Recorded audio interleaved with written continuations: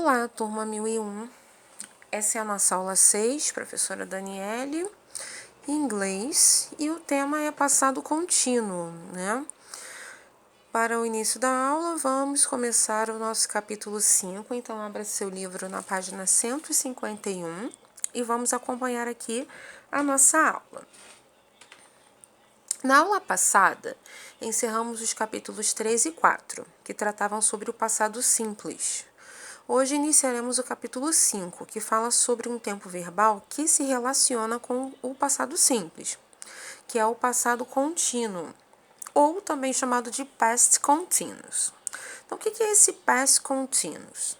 Ele também é chamado de passado progressivo, e é um tempo verbal composto, então ele é formado de duas partes, e ele é utilizado para ações em andamento em um momento específico no passado. Então, enquanto o passado simples ele era um tempo definido no passado, o passado contínuo ele é usado para ações que estão acontecendo em um momento no passado. Então, no seu livro tem esses exemplos aí. He was studying here last year. Então, por que é composto? Ele tem o verbo to be no passado, aí was, que está concordando com o he, e tem um verbo com ing, que é o studying. Então, essa é a fórmula dele. At 10 o'clock, she was already sleeping. Então, ó, duas partes, o was e o sleeping. Verbo to be no passado, mais um verbo com ing. I was waiting for that moment. The babies were crying at the same time. Então, o passado contínuo e o passado simples, como eu falei, eles têm uma relação. Então, eles são frequentemente usados juntos. Nesse caso, as orações são conectadas por duas palavrinhas. When, que quer dizer quando, ou while, que quer dizer enquanto. Então, qual a diferença entre um e outro? When é usado para descrever uma sequência de fatos ocorridos no passado. E o while é usado para escrever duas ações ou mais ações ocorridas simultaneamente no passado. Então, pensou em while, você vai ter duas ações acontecendo ao mesmo tempo. Pensou em when, é uma sequência de fatos, não tem simultaneidade. Então, os exemplos do livro. She called me when I was sleeping. Então, ela me chamou quando eu estava dormindo.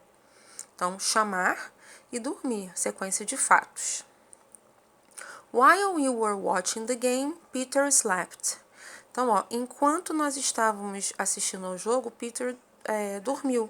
Então, duas ações acontecendo ao mesmo tempo. Por isso, usamos while. E a formação desse passado contínuo, como eu falei no slide anterior, ele é formado pelo verbo to be no passado simples. No outro slide vai ter a tabela. E o verbo principal acrescido do ing. Esse conteúdo está no seu livro, ok? A forma afirmativa, sujeito mais verbo to be mais verbo principal com o ing.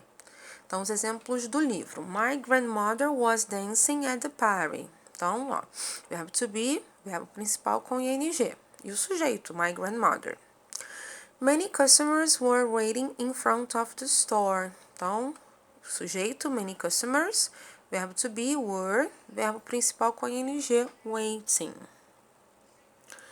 Negativa, sujeito mais verbo to be mais not, mais verbo principal com ing, ou a forma contracta. It wasn't ou it was not, dá no mesmo.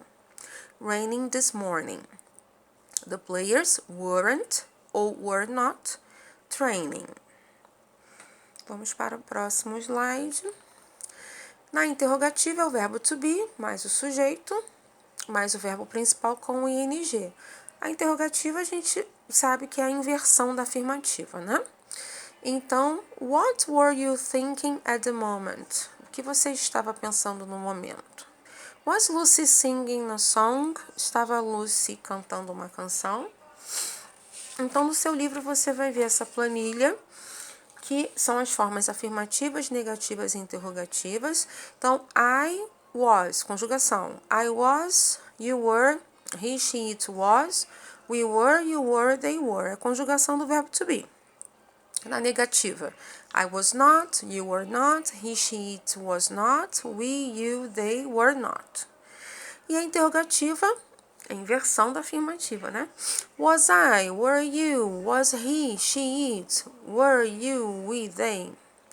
E as contrações, contração de was not é wasn't e de were not é weren't, mas você pode usar qualquer uma. Não quero usar a forma contracta, quero usar a forma normal, tudo bem. Na página 152, você vai encontrar leitura e interpretação de textos. Então, ele fala sobre a ideia central de um texto.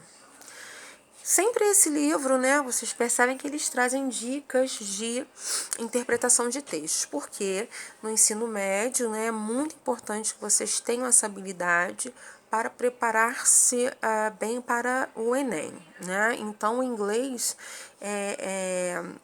as provas do Enem, elas são muito interpretativas, então, quando você domina bem essas estratégias, você consegue ter um bom desempenho em inglês no Enem. E vamos, então, ao que está escrito no seu livro. Um exercício de interpretação muito comum em exames de vestibular é o que exige que o estudante identifique o tema principal de um texto. Embora isso pareça a princípio fácil, trata-se de uma tarefa que demanda atenção e cuidado. Muitas vezes, a ideia principal de um texto não é explicitada logo no seu início. O autor frequentemente recorre a uma introdução antes de partir para a sua tese, sua ideia mais importante. Para se ter certeza do assunto principal de um texto, utiliza-se a técnica de leitura skimming, que eu trouxe há 2 aulas atrás. Nós vimos anteriormente no nosso livro, né? Com exemplos concretos. Dados pelo autor a fim de ilustrar seu ponto de vista, podem ajudar na definição do tema.